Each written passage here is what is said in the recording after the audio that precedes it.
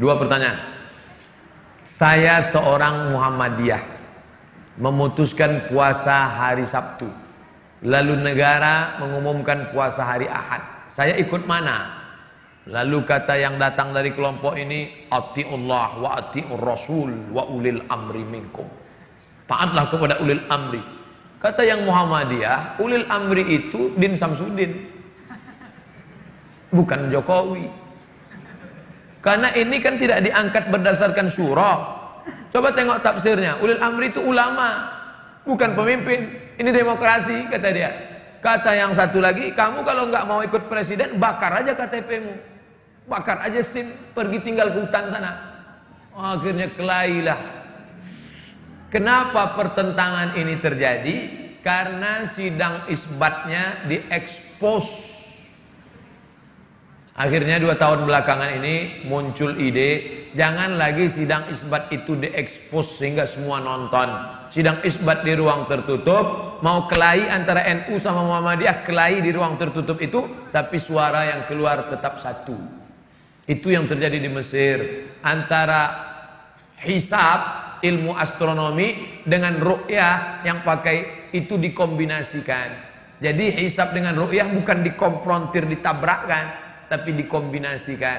Maka yang mestinya keluar itu satu suara. Sudah terwujud 2 tahun ini bisa satu suara, karena waktu itu sidang isbatnya tertutup. Nanti yang keluar adalah langsung satu kata. Dengan ini kami semua ormas sepakat bahwa besok adalah 1 Ramadan. Walaupun bisik-bisik di dalam katanya ini mereka Ustadz seperti arisan, untuk tahun ini Muhammadiyah, untuk tahun depan NU. Wallahu alam, betul apa tidak, tapi yang jelas mampu mempersatukan. Andai ini terjadi, satu, amat sangat baik, bagus, positif. Orang luar agama kita tidak membenturkan kita. Andai balik ke lagu lama, dibenturkan antara ormas dengan negara, ikut mana? Saya pribadi menyarankan istafti qalbak wa in aftakal muftun. Ikutlah apa yang engkau yakini benar menurut engkau, walaupun 1000 orang berfatwa, memberikan fatwa kepadamu. Fatwa yang dikeluarkan oleh Muhammadiyah benar, fatwa yang dikeluarkan oleh Majelis Ulama Indonesia benar. Titik. Persimpangannya di mana? Penetapan pada angka minimal. MUI, NU menetapkan angka 2 derajat. Jika 2 derajat, maka dia dapat dikatakan hilal. Bila kurang dari 2 derajat, 1,5 bukan hilal. Sedangkan Muhammadiyah angkanya rendah, 0,5 pun sudah dianggap sebagai hilal. Turki lebih tinggi. Turki menetapkan hilal kalau 6 derajat. 6 derajat baru hilal, 2 derajat tidak hilal. Kesepakatan 6 negara, Brunei Darussalam, Singapura, Indonesia, Malaysia, Patani Thailand Selatan, Moro Filipina, 6 yang muslim ini menyepakati 2 derajat baru disebut hilal. Kalau kurang dari 2 derajat bukan hilal. Tapi Muhammadiyah dia katakan 0,5 pun kalau sudah itu hilal, maka dia adalah hilal, maka boleh. Di situ letak persimpangannya. Maka bagi adik-adik yang bapak-bapak yang ikut Muhammadiyah itu ijtihadi, ijtihad. Maka dia ikut itu tidak. Ustadz sendiri ikut mana? Saya Komisi Fatwa Majelis Ulama Indonesia Provinsi Riau. Maka saya ikut hasil sidang Komisi Fatwa. Kalau Komisi Fatwa mengatakan berdasarkan penampakan 2 derajat besok puasa, maka saya ikut itu.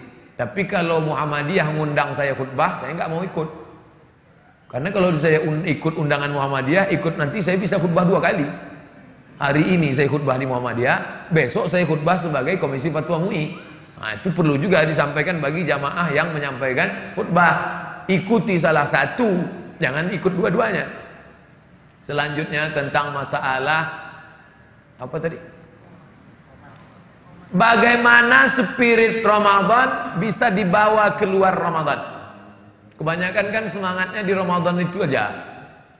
Terlihat dari masjid-masjid yang pakai tenda keluar.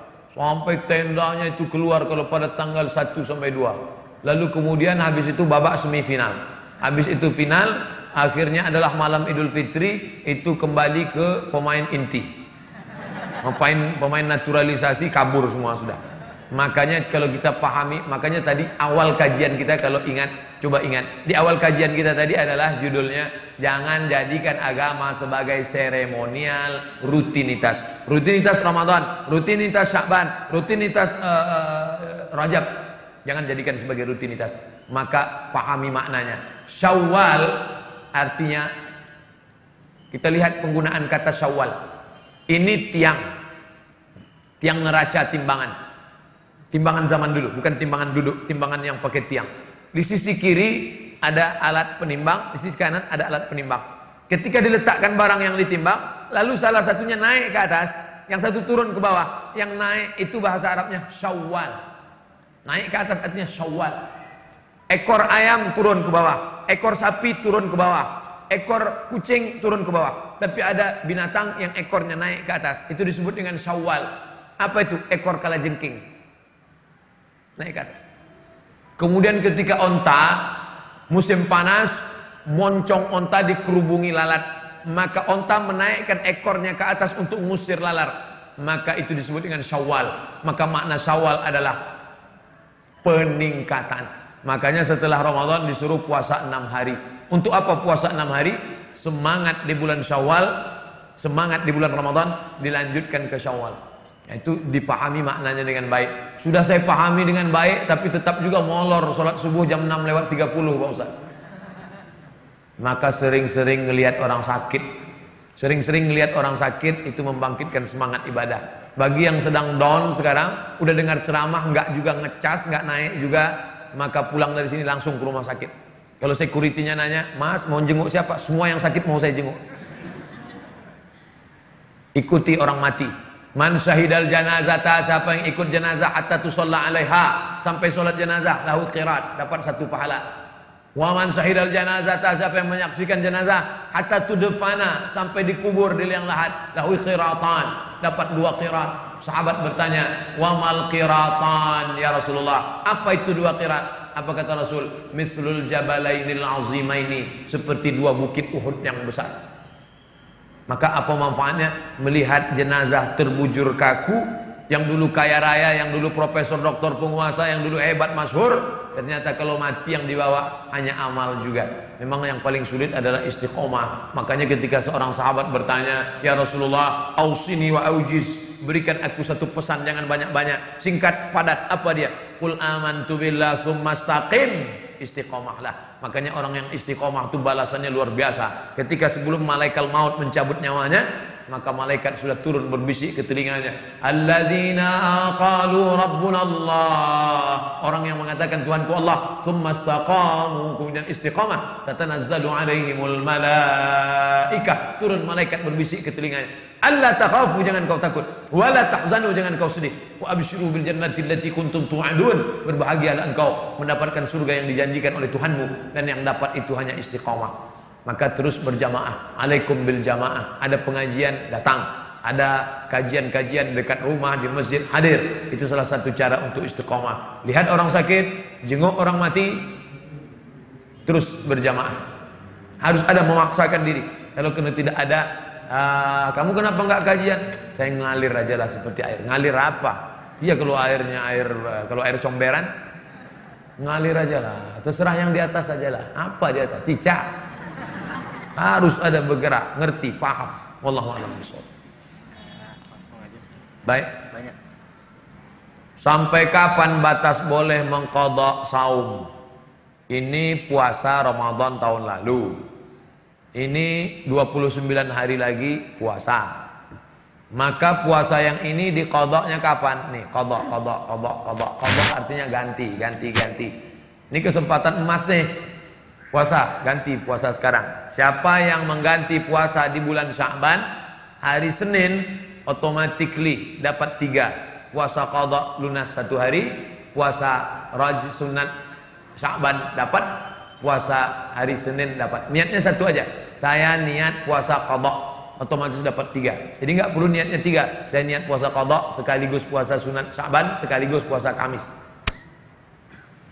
Batasnya kapan? Sampai Ramadan ini.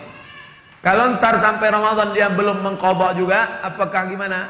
maka dia tetap qadha selesai Ramadan, hanya saja kena denda plus. Kalau di sini dia cuma qadha. Tapi kalau sudah lewat Ramadan ini, maka dia kena dua, qadha plus fidyah. Fidyah itu apa? Memberi makan fakir miskin 1 hari. Bukan 1 kali makan. Banyak orang berpahaman keliru, 1 kali makan. 1 hari makan. Ustaz, 1 kali apa 1 hari? 1 hari. 1 hari berapa kali makan Ustaz? Kamu makan berapa kali? Kalau kamu makan sehari, kasih sehari. Kalau makan sekali, kasih sekali. Makan berapa kali? Saya makannya Ustaz, nggak pernah saya hitung. Dikit-dikit makan, dikit-dikit makan. Paling tidak 3 kali. Makan pagi, makan siang, makan malam. Assalamualaikum waalaikumsalam warahmatullahi wabarakatuh. Saya belakangan ini malu dengan diri saya sendiri dan Allah, karena orang-orang yang mengkategorikan saya sebagai orang soleh. Primus berarti, pria muka soleh. Padahal di balik itu saya sekarang terjerumus kembali ke dalam salah satu dosa besar. Saya takut menjadi orang yang dikatakan munafik dan kedok belaka di hadapan Allah. Saya tidak ngerti kenapa saya terjerumus kembali setelah sekian lama, padahal tingkat keimanan amalan meningkat. Ustadz mohon untuk memberikan arahan, untuk memberikan cara kepada saya untuk taubatan nasuha, dan mohon juga Ustadz untuk berkenan mendoakan saya sehingga tidak terjerumus. Mengapa? Why? Kenapa kembali terjerumus? Maka kalau ada orang tobat, setelah tobat dia kembali ke masa lalu, yang perlu ditelusuri adalah mengapa dia kembali. Akar masalah penyakitnya apa? Saya kembali ke pekerjaan yang lama itu Pak Ustadz karena masalah ekonomi. Oh, berarti anda terjebak riba. Sebelum tobat riba, setelah tobat kembali ke riba. Berarti ekonominya mesti diperbaiki. Lepaskan dirimu dari riba. Berarti ekonomi. Apa sebabnya? Saya dulu Pak Ustadz sudah berhenti, nggak lagi nyanyi-nyanyi karaoke, lagu metal, lagu hantu, lagu setan. Tapi sekarang masih. Sebabnya apa? Pergaulan. Berarti harus di-cut pergaulannya. Sebab kamu kenapa? Saya kembali ke masa lalu, perbuatan ini. Masalahnya apa? Seks. Kenapa muncul masalah seks? Karena belum menikah. Ya nikah. Man istata'a minkumul ba'ah. Siapa yang sudah mampu falyatazawwaj, menikah. Kalau nggak sanggup menikah, falaihi bisawm. Perbanyak puasa sunat. Makan berkurang, libido seksual turun, nafsu ada, tenaga nggak ada. Nafsunya ada, tenaganya nggak ada. Apalagi mahasiswa di kampus, datang kawan, tengok tuh ada cewek cantik. Mana? Udah nggak ngeliat dia. Maka disuruh banyak mempuasa sunat. Maka jangan mengobati masalah yang sebenarnya bukan inti masalah. Maka saya kalau ceramah saya mesti tahu dulu ini masalahnya apa. Jangan sampai kita bawa entrostop, ternyata orang sakit migrain. Kita bawa bodrek, dia mencret, nggak sesuai. Maka kamu yang paling mengerti tentang dirimu. Apa masalahmu? Atasi masalah tanpa masalah. Nggak ada ya syariah. Kenali diri. Halakam ru'un lam ya'rif qadrahu. Orang yang paling celaka adalah orang yang tidak mengerti dirinya. Kamu masalah sekarang. Iya. Masalah kamu apa? Disitulah letak masalahnya Pak Ustaz. Saya tak mengerti apa masalah saya. Ini paling masalah. Bagaimana hukum menikahi wanita yang sudah tidak perawan lagi? Padahal lelaki itu belum pernah melakukan serupa kepada wanita. Apakah boleh menikahinya? Nama kitabnya Fikih Sunnah. Nama penulisnya Sayyid Sabiq. Sayyid Sabiq mengutip dari kitab Majmu' Fatawa Ibnu Taimiyah. Bunyi teksnya begini. Inishtarata bikran fabanat thayban falahul fashu. Ini perempuan, nggak tahu entah gadis entah tidak, gaya-gayanya kayak gadis. Lalu ini ada seorang lelaki, dia ingin perempuan yang gadis. Adinda, sebelum aku menikahimu, tak ingin terjadi penyesalan di akhir masa. Apakah kau menjaga kehormatanmu selama ini? Lalu si ini percaya, karena dia lihat tanda-tandanya seperti menjaga. Dia untuk menjurus langsung, dia tidak ingin menyakiti hati si perempuan. Ternyata setelah menikah, inilah yang dikatakan Imam Ibnu Taimiyah, inishtarata bikran. Kalau laki-laki ini mensyaratkan istrinya mesti perawan, fabanat saiban, ternyata tidak perawan, falahul fashu, maka dia punya hak untuk fasah. Fasah artinya pembatalan pernikahan. Ternyata perempuan itu mengaku di malam itu atau bla bla bla, maka dia mesti datang ke wali perempuan itu, Pak, ternyata begini-begini keadaannya. Maka sesuai pendapat Ibnu Taimiyah dalam kitab Majmu' Fatawa yang dinukil oleh Sayyid Sabiq dalam kitab Fikih Sunnah. Kalau nggak ingat, pokoknya begitu aja lah. Ini starata bikran, kalau seorang laki-laki mensyaratkan istrinya mesti bikr, gadis, fabanat saiban, ternyata tidak gadis, falahul fashu, maka dengan ini aku membatalkan pernikahan. Bapak nggak perlu tahu orang lain ini bla bla cerita ini, jangan langsung jangan diekspos ke FB. Ini penyakit orang sekarang. Begitu terjadi masalah, ternyata kau tidak seperti yang kuinginkan. Kasihan. Bagi yang suka tolong like and share. Bukan begitu cara menyelesaikan masalah. Selesaikan menurut tuntunan syar'i agama Islam. Tapi ternyata tidak semua laki-laki begitu. Banyak laki-laki yang siap. Kamu gimana? Walaupun tidak perawan, aku tetap menerima dia Pak Ustadz. Apalah arti sebuah keperawanan? Jadi jangan samakan semua laki-laki. Yang penting dari awal itu jangan ada dusta di antara kita. Jazakallah Ustadz. Semoga Allah ridho kepada Ustadz, mendapat lindungan. Amin ya rabbal alamin. Tapi ini berlaku bagi yang awal-awal. Jangan setelah anak 2 baru. Setelah anak lahir 2 baru dia bilang, ternyata aku dulu tidak bisa menerimamu, jadi ku lepas engkau sekarang. Jadi yang 2 ini gimana? Apakah puasa, sholat yang pernah tinggal wajib diganti, sementara kita sudah lupa? Segala yang tinggal sholat yang lama-lama dulu wajib diqadha. Tapi kata Ustadz kami nggak perlu diqadha, istighfar aja cukup. Astaghfirullah Rabbal baraya. Selesai. Itu pendapat Ibnu Taimiyah. Hanafi, Maliki, Syafi'i, Hambali mengatakan wajib diqadha, diganti. Cara gantinya gimana? Selesai satu sholat langsung qadha. Ntar zuhur, ntar Jumat Pak Ustadz. Oke, Jumat.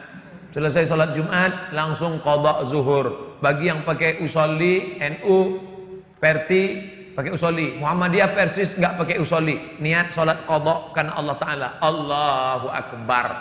Jadi qadhanya setiap selesai sholat fardu satu qadha. Di mana kami bisa lihat referensinya? Al-Fiqhul Islami wa Adillatuh, Syekh Wahbah Az-Zuhaili. Terjemahan bahasa Indonesia Gemah Insani Press.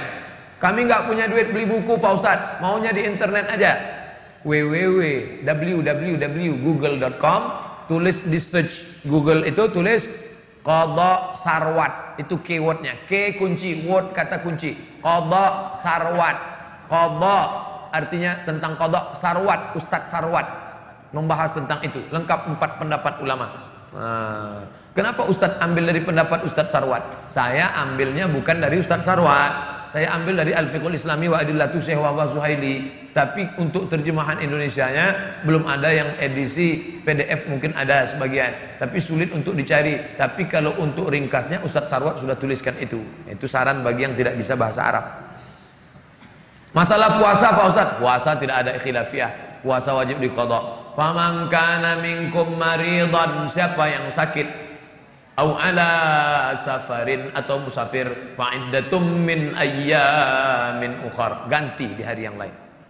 Apa pandangan Ustadz tentang fenomena sekarang adanya beberapa Ustadz yang saling tahzir, yang bikin umat bingung?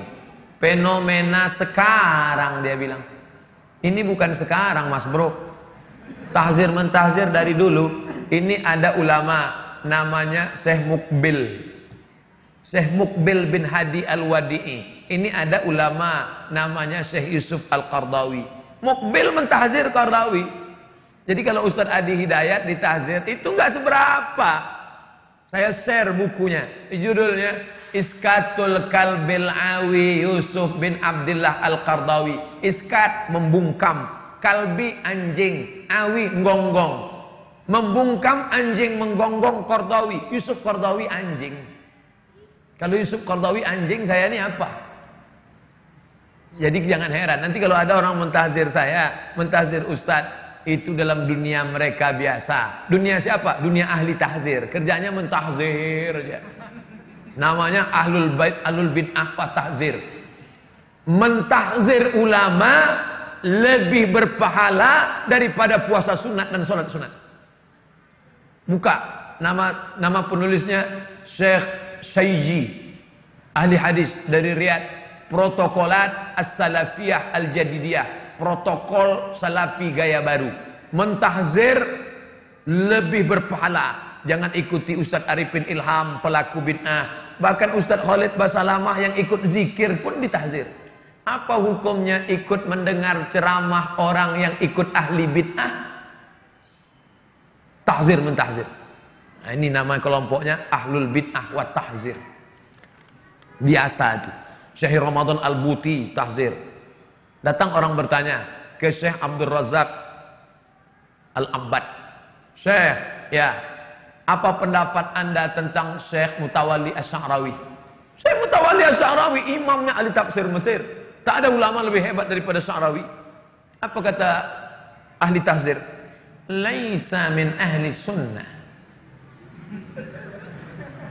Saya dengarnya, oh, hampir saya banting HP saya. Enak aja dia ngomong, Asy'arawi laisa min ahli sunnah. La ilaha illallah. Masalah tahzir mentahzir. Kalau guru kencing berdiri, murid kencing maraton. Itu guru-gurunya itu yang mencaci maki Sya'rawi, mencaci maki Al-Buti, mencaci maki Sufiyun, Kuburiyun, orang-orang sufi nyembah-nyembah kubur, pelaku bid'ah, wa kullu bid'atin dhalalah, wa kullu dhalalatin finnar. Jangan ikuti ahli tahzir wal bid'ah. Istri saya, maaf, haidnya tidak lancar. Suatu waktu seperti biasa, ada bercak dikira haid, jadi tidak sholat. Ternyata kemudian istri hamil. Jadi yang waktu itu telah haid, apakah sholat tinggal itu diqadha? Diqadha. Biasanya normalnya berapa? 7 hari.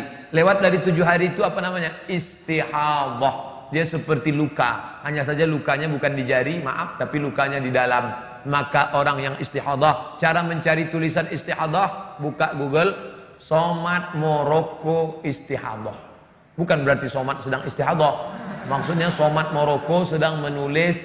Kenapa Ustadz di ujungnya mesti Moroko? Karena kalau ditulis sekedar somat, enter, yang keluar Bang Somat sinetron.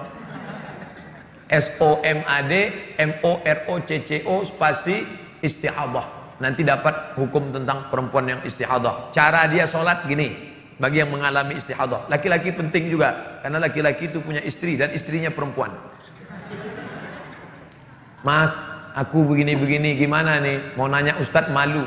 Suami mesti bisa menjelaskan. Engkau sedang mengalami istihadhah, Adinda. Lalu penyelesaiannya, inilah yang jadi masalah. Aku nggak pula ingat. Kalau mengalami istihadhah, nunggu azan. Masuk waktu azan zuhur, Allahu Akbar, Allahu Akbar. Maka perempuan yang istihadhah tadi langsung bersih-bersih. Bersihkan semua bersih. Habis itu maaf, dia pakai pembalut. Habis itu dia berwuduk, langsung sholat. Andai menetes saat sholat, ma'fu anhu. Tapi dia nggak boleh bersihnya sebelum azan. Setelah masuk waktu baru. Karena kalau sebelum azan dia bersih-bersih, maka menetes saat itu dia tidak ma'fu anhu, tapi sebagai najis. Ini juga bisa terjadi pada laki-laki. Kalau perempuan namanya istihadhah, laki-laki namanya sulusul baul.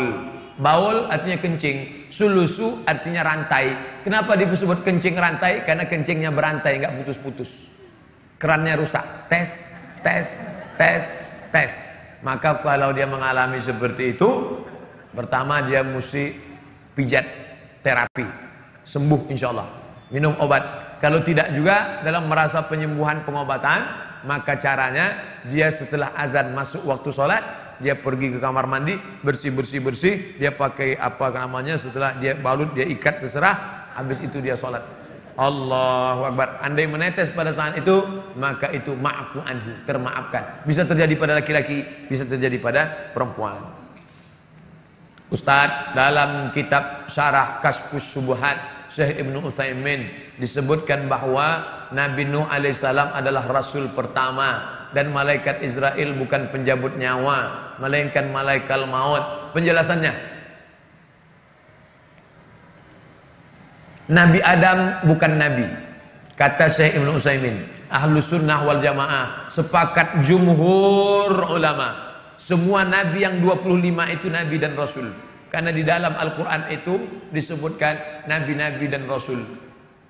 Kenapa cuma Adam, Idris, Nuh, Saleh, Ilyas, Ilasa sampai 25? Karena hanya 25 nama itulah yang ada dalam Quran. Tapi itu bukan batasan, tapi itu sebagai example. Sepakat jumhur ulama bahwa nabi-nabi dan rasul adalah yang 25 itu.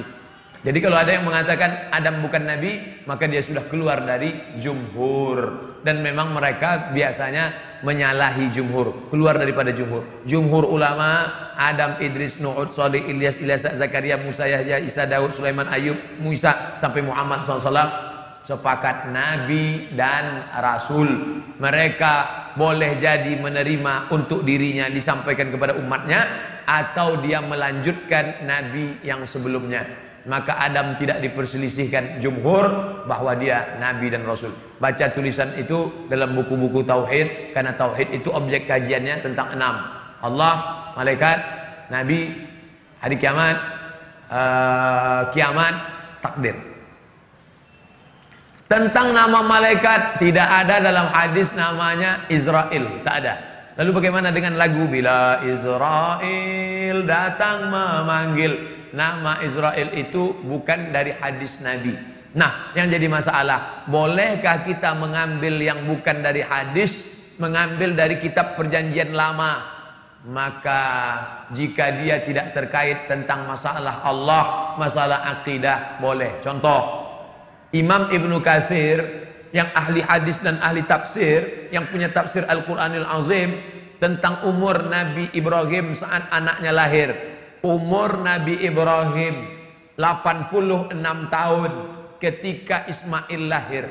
Itu bukan dari hadis. Dari mana dia ambil? Dari kitab perjanjian lama, dari riwayat-riwayat. Ini riwayat Israiliyat namanya. Israiliyat tidak boleh diambil kalau terkait dengan akidah. Tapi kalau terkait dengan kisah, terkait dengan historis, tak jadi masalah. Karena masalah Israiliyat terbagi 3. Yang pertama, yang terakhir masalah akidah. Nabi menyobek, disobek Nabi Taurat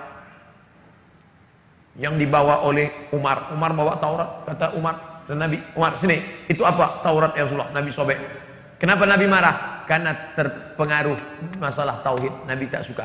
Tapi ada yang sifatnya masalah sejarah. Kalau masalah sejarah, maka boleh diambil selama tidak merusak akidah. Termasuklah masalah Israel ini. Maka dari dulu ulama banyak menulis. Lihatlah di kitab-kitab tafsir, ulama-ulama fiqh terpercaya pun menyebut dengan Israel. Nah, jadi bagi yang tidak mau, persimpangannya adalah kami tidak mau pakai riwayat Israiliyat. Harga mati. Yang satu mengatakan Israiliyat pun boleh dipakai kalau hanya dalam kasus masalah historis sejarah.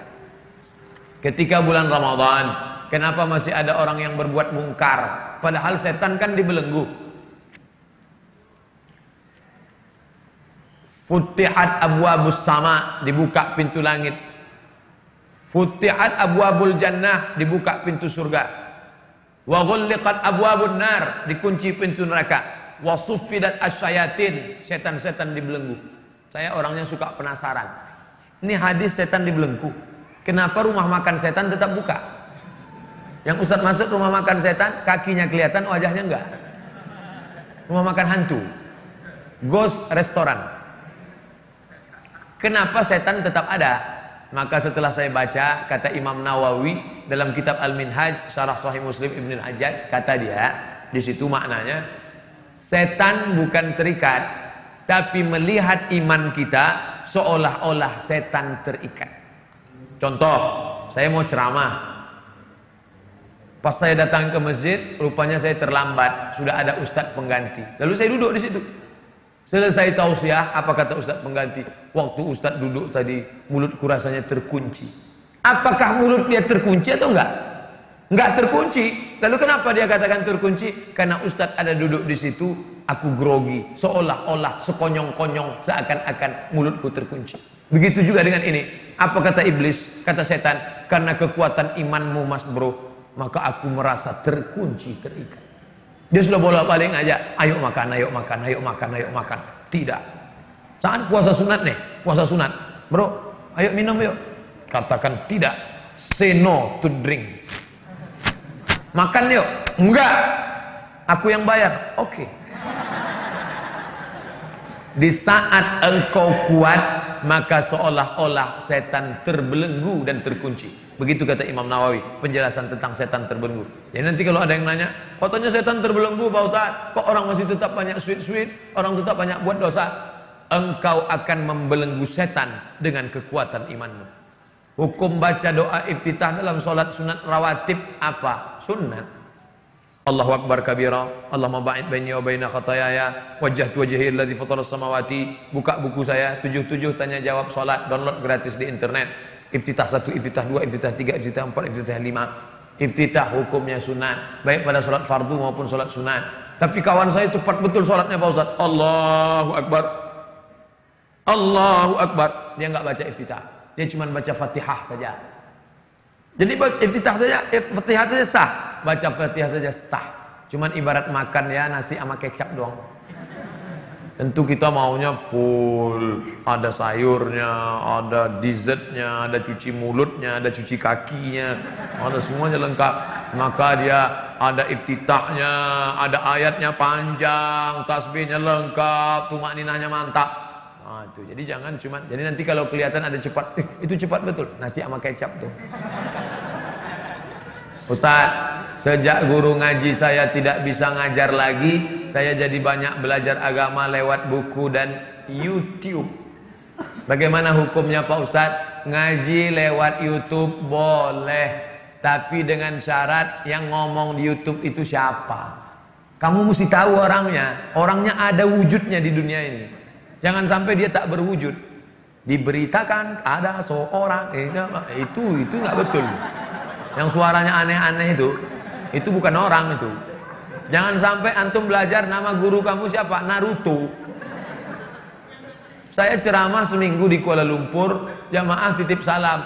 Anak-anak kecil, Ustadz mau ke Kuala Lumpur ya? Iya. Tolong titip salam sama Upin Ipin ya. Saya di Malaysia, saya nggak ketemu. Upin Ipin itu fiktif, nggak ada orangnya.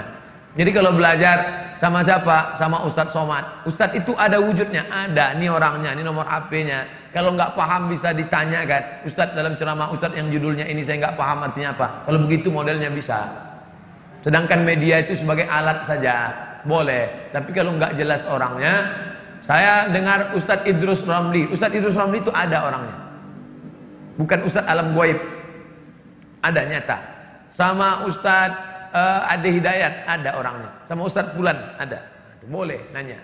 Bagaimana cara melawan hawa nafsu yang selalu berbisik untuk ngajak pacaran? Pertama, buanglah pacar pada tempatnya. Ganti nomor, buang FB, putuskan. Ustadz ngomong aja. Emangnya Ustadz dulu waktu kuliah nggak pacaran? Saya kuliah 4 tahun di Mesir nggak punya pacar. Kenapa? Nggak dapat. Kampus laki-laki dengan kampus perempuan jaraknya 15 km. Al-Azhar, kami di lokal laki-laki semua. Anak Indonesia, mahasiswa Indonesia zaman saya kuliah dari 1998 sampai 2002 di Kairo. Zaman saya kuliah anak Indonesia 2.400 orang. Yang laki-laki 2.100, yang perempuan 300. Persaingan ketat. Saya diuntungkan oleh keadaan. Oleh sebab itu mahasiswa-mahasiswa saya sadar kalian zaman sekalian sekarang sulit. Dulu zaman kami kenalan sama perempuan susah. Zaman sekarang tinggal ketik namanya langsung dapat, say hello, makan bakso 2 kali selesai. Oleh sebab itu godaan kalian luar biasa dan balasannya juga luar biasa. Al-ibadatu fil haraji, orang yang tetap istiqomah dalam ibadah padahal waktu itu zaman banyak fitnah, kahijratin ilayya, dia sama seperti berhijrah kepadaku, kata Nabi SAW. Andai saya disuruh, ada yang nawarin, Ustadz mau muda lagi umur 20, enggak sanggup saya. Godaan yang luar biasa. Tapi anak-anak muda yang sekarang istiqomah dari sejak kemarin sore di Masjid Kota Bandung Al-Fathu, anak-anak muda. Tadi subuh anak-anak muda. Yang sekarang anak-anak muda. Malah saya menduga nampaknya orang tua sudah banyak yang meninggal dunia. Sebab itu kalian mesti istiqamah. Putuskan kontak yang kira-kira membuat pintu kita masuk ke dalam. Namanya sadduz zari'ah, menutup pintu. Duduk berdua di tengah taman orang banyak, itu enggak haram. Duduk kita satu kursi berdua. Orang ramai di tengah taman, enggak berdosa. Tapi menurut sadduz zari'ah haram. Kenapa? Karena itu akan berlanjut kepada yang lain-lain. Makanya hindari ini miss call. Ini sekarang banyak laki-laki perempuan katanya ta'aruf, casingnya ta'aruf, isinya pacaran. La talbisul haqq bil batil. Jangan kamu campur yang hak dengan yang batil. Tak baik. Oleh sebab itu yang agak mengarah-arah ke sana, buang. Ada SMS masuk, Ustadz, bolehkah saya membangunkan teman saya untuk tahajud? Apa namanya? Tahajud call. Itu hanya celah setan saja untuk masuk. Kalau memang sudah serius, maka datang ke orang tuanya, Pak, saya orangnya mungkin tak kaya, tapi insya Allah untuk menghidupi 7 turunan siap. Saya memang mungkin tidak soleh Bapak, tapi untuk menjaganya, mendidiknya sampai dunia akhirat, saya ingin agar anak Bapak sudi menemani saya sampai malaikat maut tiba. Kenapa enggak Israel? Kami enggak percaya hadis itu Pak. Kalau Bapak siap, saya ingin pinang anak Bapak dengan setumpuk emas dan segenggam permata. Tapi kredit Pak. Jadi enggak usahlah pacaran-pacaran. Kalian istiqomah aja, sekolah yang benar, kuliah yang betul, kerja. Buktinya kawan kita, sahabat kita menikah, dapat juga yang baik, dapat juga yang solehah, dapat juga yang soleh. Maka buat baik, niat baik, insya Allah Allah kasih yang baik. Kalau Allah kasih yang tak baik, sesungguhnya Allah ingin menguji, Dia akan berikan yang terbaik. Malah dapat 2 nanti. Soal riba, ibu saya sudah menjual motor, sudah setengah jalan. Tapi ibu saya sudah menyicil motor, sudah setengah jalan. Artinya kreditnya sudah setengah. Tapi saya baru tahu kalau itu riba. Saya harus bagaimana Pak Ustaz? Berhenti nyicil atau lanjutkan? Kalau ada yang bisa dijual untuk ngebom motor ini, hancur dong. Sisa cicilan berapa lagi? 7 juta. Ini bisa dijual 7 juta. Iya, tutup ini. Cash, lunas. Kalau ada yang bisa begitu, tutup. Kalau nggak bisa Pak Ustadz, motornya dijual. Sehingga putus. Kalau jual motor, saya jalan kaki. Yang tertinggi, tutup. Jual barang, tutup. Nggak bisa, nomor 2, jual ini. Nggak juga bisa, nomor 3. Lanjutkan sampai lunas. Darurat, tubihul mahzurat. Saya Pak Ustadz, pagi kuliah, sore kerja. Satu-satunya transportasi ini. Kalau ini dijual nanti saya mati. Orang Islam nggak boleh disuruh pilih mati dengan makan babi. Masuk ke hutan, pilihannya tinggal 2, makan babi atau mati. Nggak boleh pilih mati. Aku mati aja lah, nggak boleh. Makan babi itu, potong, bakar, ambil kecap dikit. Sementara dapat pisang. Itu nama kaedahnya ad-darurat tubihul mahzurat. Yang darurat memperbolehkan yang terlarang. Tapi hanya untuk sekedar nyambung hidup saja. Ya Allah, Engkau beri aku rezeki, aku lunasi ini, karena inilah penyambung hidupku. Habis selesai ini aku nggak akan kredit motor lagi, cuman kredit mobil aja ya Allah. Jangan buka pintu kredit. Saya gimana agar saya bisa dengan sungguh-sungguh tobat Pak Ustadz? Karena kadang saya tobat, kadang maksiat. Tolonglah Ustadz, mohon nasihatnya. Pahami dirimu dengan baik, akar maksiatnya di mana. Kalau anak muda biasanya akar maksiatnya masalah seks. Maka jangan banyak-banyak makan libido seksual. Banyak puasa sunat. Mahasiswa puasa sunat bagus. Yang pertama, libido seksual turun. Yang kedua, merasakan pengawasan Allah. Yang ketiga, bisa ngirit belanja setengah bulan. Puasa Daud 15 hari, bagus. Kuliahnya tetap jalan. Banyak. Coba, ini terapi nggak bisa teori. Coba rasakan sendiri. Ustadz dulu gimana? Kami dulu kuliah sering puasa sunat, puasa sunat, puasa sunat. Apalagi waktu itu krisis moneter, harga dolar 20.000. Tinggal di Mesir, orang tua ngirim sulit susah. Banyak kami puasa sunat. Wah, ini bagus. Pak Ustadz, bagaimana sikap anak terhadap orang tua yang minta rokok kepada anak? Umur orang tua 70 tahun. Anak itu tahu kalau rokok itu racun. Apakah berdosa anak itu? Bagaimana sikapnya? Jangan kasih rokok. Pak, nak minta rokok? Nggak boleh Pak. Hukum rokok itu bagaimana? Rokok menurut Muhammadiyah haram. Rokok menurut Komisi Fatwa MUI haram bagi ibu hamil, ibu menyusui, orang tua, anak kecil. Adapun orang yang sehat merokok itu makruh menurut MUI. Tapi menurut Muhammadiyah haram. Menurut Mufti Mesir haram. Menurut Mufti Saudi Arabia Syekh Abdul Aziz bin Baz haram. Nah, jadi kalau bapak, ibu, adik-adik berpihak kepada pendapat yang mengatakan haram, maka merokok itu sama macam makan babi. Tapi kalau dia berpendapat saya lebih condong kepada yang makruh nampaknya Pak Ustaz, bagi sama dengan makan jengkol. Nah, jadi ini penting fatwa ini. kalau ada yang memberikan rokok kepada orang tua renta, itu menurut MUI pun haram. Karena yang tidak boleh merokok itu ibu hamil, ibu menyusukan, orang tua renta yang sakit, dan anak-anak. Nah, ini tetap haram dia. Maka cara teknis kita lah memberitahunya. Ada seorang kiai, di belakang rumahnya ada kebun. Ada kebun nanas, ada kebun semangka, ada kebun jagung, dan ada kebun tembakau. Suatu malam datanglah segerombolan babi. Besok pagi Pak Kiai buka jendela, astagfirullah, semangkanya habis, nanasnya habis, kacangnya habis. Yang tidak disentuh oleh babi adalah tembakau. Ternyata dalam dunia babi pun tembakau itu haram. Hadis riwayat Kiai Haji Lukman Syarif. Sahih enggaknya wallahu alam. Ini tentang masalah rokok. Itu masalah teknisnya saja. Jangan orang tua diceramahi. Saya tidak ingin anak muda yang sudah ngaji pulang dari pengajian, "Papa, Mama, duduk sini. Usikum wa nafsi bitaqwallah." Orang tua tidak pernah melihat kita besar. Ibu saya tidak pernah melihat saya seorang ustadz. Dalam pandangan matanya saya ini adalah anak kecil yang baru pandai berjalan. Kira-kira kalau ada anak kecil ceramah, dia takut atau lucu? Lucu ente, lucu. Udah pandai ceramah ente sekarang. Maka kita pakailah lidah orang lain, tapi bahasanya punya kita. Siapa yang ngomongannya dia dengar? Sepupunya, kakaknya, adiknya, tokoh agamanya, ustadznya. Kita pinjam mulut dia. Kita ajak, ngomongin ke bapak saya ya. Satu pun gak ada yang dia takuti Pak Ustaz. Kita ajak dengan bahasa yang santun. Wa in jahadaka, kalau dia mengajakmu ala untusyrika bi, mempersekutukan aku, ma laysa laka bihi ilmun, engkau tak ada ilmu tentang itu, fala tuti'huma, jangan kau patuh. Tapi ayat itu masih koma, belum titik. Wa sahibhuma fid dunya ma'rufa, tetaplah engkau bergaul baik dengan dia. Enggak boleh ngelawan orang tua walaupun kafir. Sedangkan yang kafir aja nggak boleh, apalagi sekedar merokok. Surat tilang sudah masuk. Mohon maaf 5 menit lagi Pak Ustaz. Memang sudah habis. Innalillahi wa inna ilaihi raji'un.